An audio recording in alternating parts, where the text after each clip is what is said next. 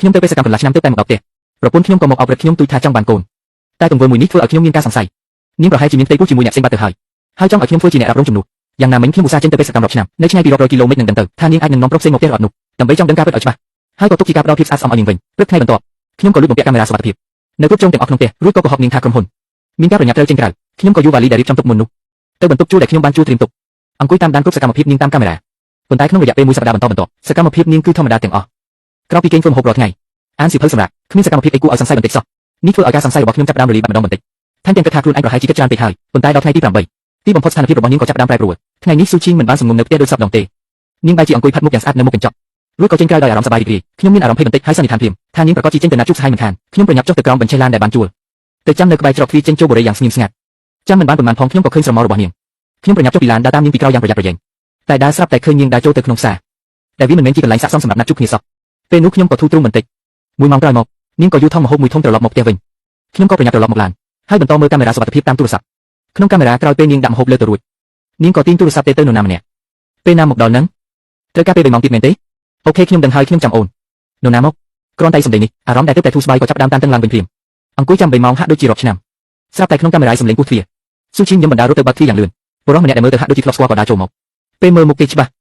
ខួរក្បាលខ្ញុំទេស្អាតមួយរំពេចមនុស្សម្នាក់នេះខ្ញុំស្គាល់គឺជាអ្នកចាត់ការផ្នែកនៅក្រុមហ៊ុនរបស់នាងឈ្មោះចៅមីងសៀនមើលពួកគេសើចសប្បាយរៀបចំម្ហូបនៅបន្ទប់ទទួលភ្ញៀវពេលញ៉ាំបាយពួកគេស្និទ្ធស្នាលគ្នាសឹងតែដូចជាប្តីប្រពន្ធពិតប្រាកដទៅហើយកំហឹងមួយរំពេចបានឆាប់ចេញពេញខួរក្បាលខ្ញុំចង់តែរត់ឡើងទៅលើភ្លាមហើយវាប្រុសស្រីក្បត់ផិតទាំងពីរអ្នកនេះឲ្យចាស់ដៃប៉ុន្តែស្ដេចនៅសេះសល់ប្រាប់ខ្ញុំថាមិនអាចរស់រាន់ទេត្រូវតែរងចាំបន្តិចទៀតត្រូវតែចាំតតែចាប់បានភស្តុតាងជាក់ស្ដែងឲ្យពួកគេប្រកែកលេងរួច1 ម៉ោងក្រោយមកពួកគេញ៉ាំបាយរួចក៏ដើរបណ្ដាលគ្នាចូលក្នុងបន្ទប់គេងពេលនោះកំហឹងក្នុងចិត្តខ្ញុំបានឆេះសន្ធោសន្ធៅទៅហើយតែនៅលើផ្ទៃមុខខ្ញុំមិនបានបញ្ចេញអារម្មណ៍អ្វីឡើយផ្ទុយទៅវិញខ្ញុំបែរជាងាកមកញញឹមទាំងល្វីងជូរចត់និងអស់សង្ឃឹមខ្ញុំមិននឹកស្មានសោះថារឿងរ៉ាវនឹងមានលទ្ធផលបែបនេះខ្ញុំខំប្រឹងធ្វើការតាំងពីព្រឹករហូតដល់យប់លះបង់អស់ពីកម្លាំងកាយចិត្តក៏ដើម្បីតែចង់ឲ្យនាងមានគ្រួសារដ៏កក់ក្ដៅមួយដើម្បីប្រមូលលុយ30,000 បងរំលោភផ្ទះមុនខ្ញុំទៅលំបាកវេទនាប៉ុណ្ណាហត់នឿយប៉ុណ្ណាមានតែខ្ញុំខ្លួនឯងទើបដឹងពិបាកណាស់ទម្រាំទិញផ្ទះបានរួចរៀបការជាមួយនាងតែនេះទើបតែ1 ឆ្នាំសោះនាងបែរជាហ៊ានធ្វើរឿងក្បត់ខ្ញុំបែបនេះទៅវិញសម្លឹងមើលទស្សនវិជ្ជាដ៏ថោកទាបនៅក្នុងកាមេរ៉ាទូរស័ព្ទជ្រុងមាត់ខ្ញុំក៏ចាប់ផ្ដើមញញឹមចេញមកយ៉ាងចម្លែកបន្ទាប់មកខ្ញុំក៏ចាក់ចេញពីអេក្រង់កាមេរ៉ាឆ្ងាត់យកស៊ីមកាតអនាមិកដែលឲ្យមិត្តភក្តិជួយទិញឲ្យទេទៅប៉ូលីសខ្ញុំចង់ប្តឹងប៉ូលីសនៅបរិយាឈិនអគារទី5បន្ទប់502ដូចជាមានមនុស្សស្រីកំពុងត្រូវគេរំលោភបំពានខ្ញុំមានសម្លេងស្រីស្រែកយំខ្សោយពីក្នុងនោះពួកលោកប្រញាប់មកបន្តិចមកបងយឺតនាងប្រហែលជាអស់ជីវិតមិនខានមួយទៀតសូមកុំឲ្យគេដឹងពីអត្តសញ្ញាណខ្ញុំឲ្យសោះខ្ញុំខ្លាចជនល្មើសសងសឹកក្រោយពីដាក់ទូរស័ព្ទប៉ូលីសចុះខ្ញុំក៏ប្រញាប់ទៅអ្នកកាសែតម្នាក់ដែលខ្ញុំស្គាល់និយាយដោយប្រញាប់ប្រញាល់ថានៅទីនេះមានព័ត៌មានក្រៅគុកមួយនៅបរិយាឈិនអគារទី5មានករណីធំមួយកំពុងកើតឡើងពួកលោកប្រញាប់មកភ្លាមមកបើយឺតមិនទាន់ពេលទេមិនទាន់ទុកពេលឲ្យគេសួរនាំផងខ្ញុំក៏ដាក់ទូរស័ព្ទចុះភ្លាមអង្គុយក្នុងឡានខ្ញុំក៏ដុតបារីមួយដាល់ក្នុងផ្សែងបារីហុយខ្ញុំសើចចំអកហើយនិយាយម្នាក់ឯងថាស៊ូឈីងចៅមីងសៀនអញសុខចិត្តបោះបង់ទឹកយកខ្លួនឯងចោលហើយអញនឹងលេងជាមួយពួកឯងឲ្យសប្បាយនិយាយបណ្ដាខ្ញុំក៏បើកកាមេរ៉ាមើលទស្សនវិជ្ជានៅក្នុងនោះមើលបណ្ដានិយាយរិះគន់បណ្ដាយ៉ាងត្រជាក់ល្ហឹមមុខមាត់ក៏មិនសូវជាអីរៀងរើក៏មិនស្អាតជាងឯងតែយ៉ាងហោចណាស់ក៏ជាអ្នកចាត់ការផ្នែកម្នាក់ប្រហែលជាមានលុយជាងអញហើយស៊ូឈីងបើនាងដោយសារតែលុយតិចតួចនេះហ៊ានក្បត់ចំណងអាពាហ៍ពិពាហ៍របស់យើងអញ្ចឹងខ្ញុំពិតជាខ្វាក់ភ្នែកមែនដែលរៀបការជាមួយនាង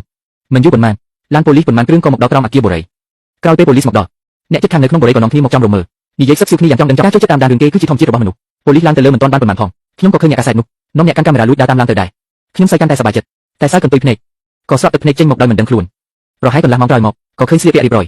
ស៊ូឈីងដែលមានមុខមាត់ភ័យស្លន់ស្លោព្រមទាំងចៅមីងសៀនត្រូវគេបញ្ជូនឡើងឡានប៉ូលីសអ្នកកាសែតដ៏ឆ្លាតវៃម្នាក់នោះក៏ពួនក្នុងចំណោមហ្វូងមនុស្សលួចថតទស្សនវិជ្ជាទាំងអស់នេះទុកមនុស្សនៅជុំវិញក៏នាំគ្នាយកទូរស័ព្ទមកថតដែរផុសចូលបណ្ដាញសង្គមសម្លេងពិភាក្សាគ្នាលាន់នៅអង្គពីគេនិយាយអត់នេះគឺជាការចូលចាប់រំលោភដល់ក្នុងផ្ទះតើអាប្រុសនឹងពិតជាថោកទាបមែននិយាយផ្ដេសផ្ដាសអ្នកណាប្រាប់ឯងខ្ញុំប្រាប់ពួកឯងចុះនាងម្នាក់នឹងគឺនៅបន្ទប់ខាងលើខ្ញុំប្តីនាងឧស្សាហ៍ចេញទៅធ្វើការឆ្ងាយណាស់រដងឲ្យតែប្តីនាងមិននៅផ្ទះខ្ញុំតែងតែសម្លេងចេញពីខាងលើនាងច្បាស់ជាលួចមានសហាយមិនខានខ្ញុំមើលឃើញតាំងពីយូរហើយថាមិនស្រួលតាមពិតគិតថារកឱកាសប្រាប់ប្តីនាងដែរតែមើលទៅពេលនេះប្តីនាងត្រូវគេក្បត់បាត់ទៅហើយអ្វីដែលប្រកបនោះគឺពួកវាទាំងពីរអ្នកច្បាស់ជាល្បីធំហើយខ្ញុំក៏អាចយកឱកាសនេះសាកល្បងអារម្មណ៍ធ្វើជាតារាម្ដងមើលគោលបំណងរបស់ខ្ញុំបានសម្រេចហើយបន្ទាប់ពីនេះគ្រាន់តែចាំប៉ូលីសតាក់ទងមកសាច់ញាតិឲ្យទៅធានាខ្លួននៅប៉ុស្តិ៍ប៉ូលីសទៅបានហើយពេលនេះខ្ញុំពោពេញដោយការរំពឹងទុកពិតជាចង់ដឹងណាស់ថាពេលស៊ូឈីងឃើញខ្ញុ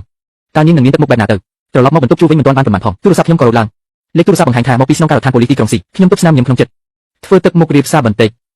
ហើយលើកទូរស័ព្ទដោយសំឡេងងឿងឆ្ងល់អាឡូសួស្ដីតើអ្នកណាគេហ្នឹងសួស្ដីទីនេះគឺស្នងការដ្ឋានប៉ូលីសក្រុងស៊ីតើលោកគឺលីនឈិនមែនទេបាទគឺខ្ញុំហើយលោកប៉ូលីសតើមានការអីមែនទេគឺអញចេះលោកលីនយើងទទួលបានសេចក្តីរាយការណ៍ពីប្រជាជនថាប្រពន្ធលោកអ្នកស្រីស៊ូឈីងត្រូវគេរំលោភបំពាននៅក្នុងផ្ទះប៉ុន្តែមិនទាន់ទុកពេលឲ្យប៉ូលីសនិយាយចប់ផងខ្ញុំក៏ប្រញាប់កាត់សម្ដីធ្វើជាស្លន់ស្លោម៉េចលោកប៉ូលីសនិយាយថាម៉េចប្រពន្ធខ្ញុំត្រូវគេធ្វើបាបមែនទេប្រពន្ធខ្ញុំឈ្មោះស៊ូឈីងអ្នកដែលលោកនិយាយគឺជានាងមែនទេឥឡូវនាងយ៉ាងម៉េចហើយលោកលីនសូមលោកស្ងប់អារម្មណ៍សិនកុំទាន់ភ័យឲ្យខ្ញុំស្ងប់អារម្មណ៍មិនបាននោះគឺជាប្រពន្ធខ្ញុំតើនាងទៅជាយ៉ាងណាហើយពួកលោកប្រញាប់ប្រាប់ខ្ញុំមកដោយសារតែខ្ញុំកាត់សម្ដីចប់គ្នាពីរដងសម្លេងប៉ូលីសក៏ចាប់ផ្ដើមធន់បន្តិចលោកលីនសូមលោកស្ដាប់ខ្ញុំនិយាយសិនឆ្លងតាមការស៊ើបអង្កេតរបស់យើង ប្រពន្ធរបស់លោកមិនបានត្រូវគេរំលោភបំពានអ្វីទេពួកគេគឺរួមភេទដោយស្ម័គ្រចិត្តមានន័យថាប្រពន្ធរបស់លោកមានសហាយហើយសម្ដីមិនចេះយោគយល់របស់ប៉ូលីសនេះធ្វើឲ្យខ្ញុំខ្លាចធ្វើជាស្ងៀមស្ងាត់ធ្វើពិតជាទទួលរងការប៉ះទង្គិចផ្លូវចិត្តយ៉ាងខ្លាំងលោកលីនលោកមិនអីទេតែអីពួកយើងដឹងថាដំណឹងនេះលោកពិតជាពិបាកទទួលយកណាស់ប៉ុន្តែលោកត្រូវតែរឹងមាំបន្តិចកុំធ្វើរឿងល្ងងខ្លាចឲ្យសោះខ្ញុំព្យាយាមបន្ទាបសម្លេងដោយសម្លេងស្អប់និងពោពេញដោយភាពជូរចត់ខ្ញុំមិនអីទេលោកប៉ូលីសគ្រាន់តែដំណឹងនេះវាមកដល់លឿនពេកខ្ញុំមិនទាន់អាចទទួលយកបានភ្លាមខ្ញុំត្រូវការពេលស្ងប់ស្ងាត់បន្តិចសិនអូមែនហើយរឿងនេះពួកលោកមិនបានប្រាប់ទៅពុកក្មេកម៉ែក្មេកខ្ញុំទេដឹងពួកគាត់ចាស់អស់ហើយអាយុ50ជាងហើយសុខភាពក៏មិនសូវល្អដែរជាពិសេសពុកក្មេកខ្ញុំគាត់មានជំងឺបេះដូងទៀតខ្ញុំខ្លាចពួកគាត់ទ្រាំនឹងរឿងនេះមិនបានខ្លាចមានរឿងអីកើតឡើងខាងទូរស័ព្ទក៏ស្ងាត់មួយសន្ទុះបន្ទាប់មកក៏សម្លេងប៉ូលីសឆ្លើយយ៉ាងមានកំហុសថាសូមទោសផងលោកលីនអបាញ់មិញមិត្តរួមការងាររបស់ខ្ញុំបានទេទៅពួកគាត់រួចហើយពេលនេះពួកគាត់កំពុងធ្វើដំណើរមកប៉ុស្តិ៍ប៉ូលីសហើយម៉េចទេរួចហើយអូខេខ្ញុំនឹងទៅឥឡូវនេះហើយរំខានពួកលោកជួយមើលថែពួកគាត់បន្តិចផងអរគុណពួកលោកហើយនិយាយចប់ខ្ញុំក៏ដាក់ទូរស័ព្ទចុះបោះទូរស័ព្ទចោលមួយឡែកហើយទម្លាក់ខ្លួនដេកលើគ្រែស្នាមញញឹមនៅចុងមាត់មិនអាចលាក់បានទៀតទេស៊ូឈីងអញចង់មើលណាស់ថាលើកនេះនាងយកមុខទៅទុកឯណាពេលជួបពុកម៉ែនាង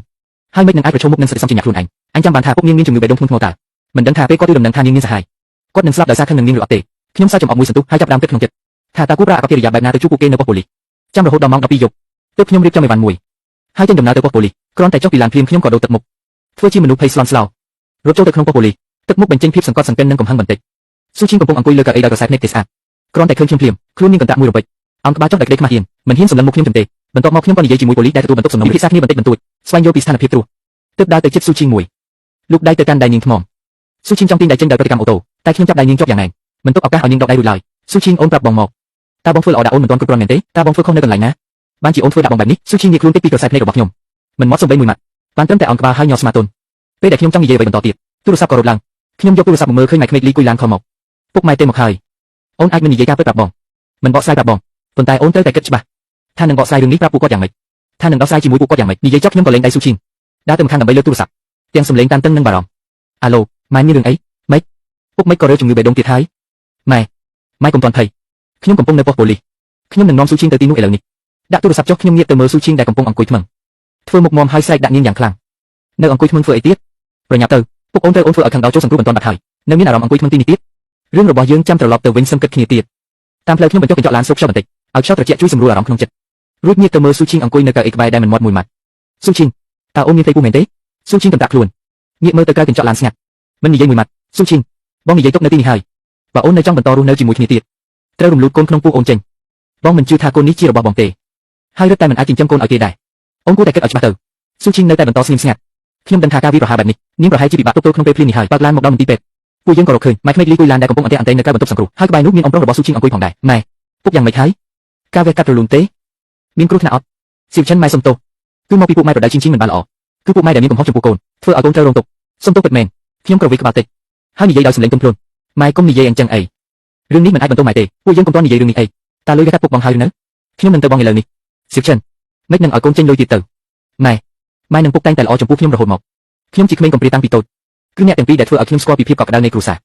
ទោះបីគ្មានចំណងតាក់ទងរវាងខ្ញុំនិងស៊ូឈីងក៏ដោយក៏ខ្ញុំគួរបញ្ចេញលុយជួយពុកដែរម៉ែកុំប្រែងចិត្តខ្ញុំអីនិយាយចប់ខ្ញុំក៏ដកដៃចេញពីការចាប់របស់ម៉ែក្មេងថ្មញៀកខ្លួនបំរុងនឹងដើរទៅកន្លែងគិតលុយរបស់មន្ទីរពេទ្យលីគួយឡានសម្លឹងមើលក្នុងខ្ញុំហាប់មកចង់និយាយអ្វីមួយតែចុងក្រោយក៏មិនបាននិយាយអ្វីចេញមកអារម្មណ៍ខុសឆ្គងក្នុងចិត្តធ្វើឲ្យគាត់ខ្មាស់អៀនរកកន្លែងលាក់មុខគ្នាលីគួយឡានដើរទៅមុខស៊ូឈីងអង្គក្បាលចុះហើយហៅម៉ែតិចម៉ែកុំហៅថាម៉ែ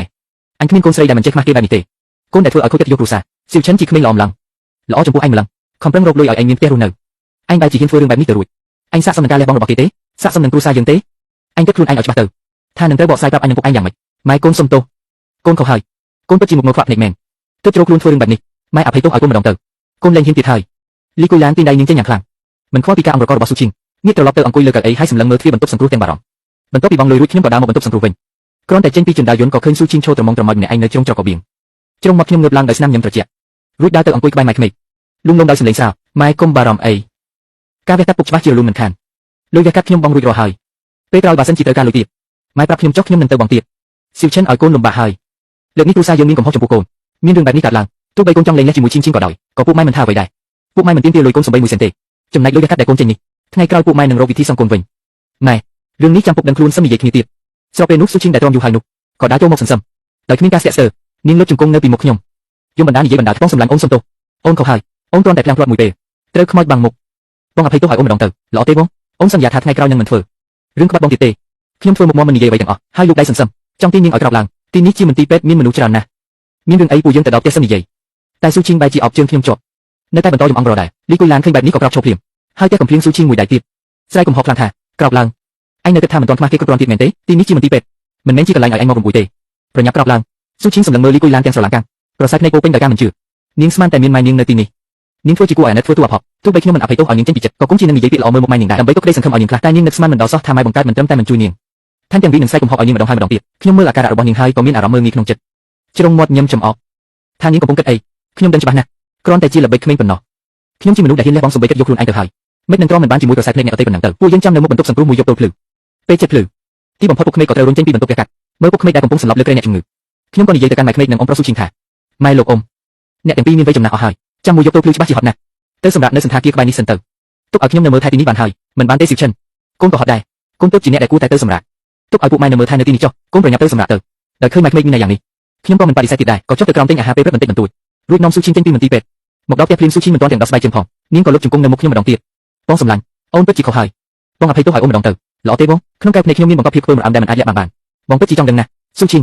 តើបងល្អចំពោះអូនមិនទាន់គ្រប់គ្រាន់មែនតើបងមានកំហុសត្រង់ណាដែរអូនបានជាអូនបំផ្លាញអាពាហ៍ពិពាហ៍យើងបែបនេះឬមួយក៏មកពីបងឧស្សាហ៍ចេញទៅធ្វើការឆ្ងាយ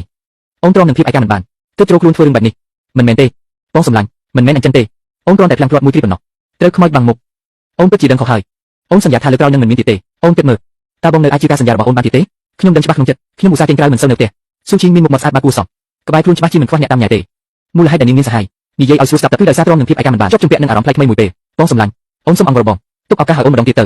ថ្ងៃស្អែកអូននឹងឈប់ធ្វើការហើយនៅផ្ទះមើលថែបងរាល់ថ្ងៃលេងចេញទៅក្រៅទៀតហើយស៊ូឈីងចំកាន់តែខ្លាំង